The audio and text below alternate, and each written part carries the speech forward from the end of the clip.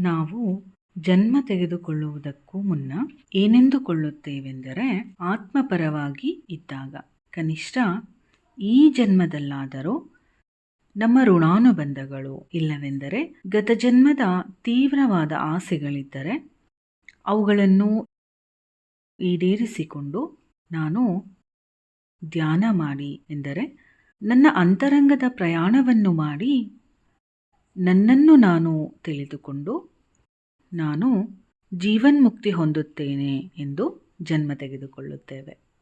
ಆದರೆ ಜನ್ಮ ತೆಗೆದುಕೊಂಡ ನಂತರ ಈ ಶರೀರದಲ್ಲಿ ಬಂದ ನಂತರ ಬೆಳವಣಿಗೆಯಾಗ್ತಾ ನಾವು ನಿಜವಾದ ವಿಷಯವನ್ನು ಮರೆತು ಹೋಗುತ್ತೇವೆ.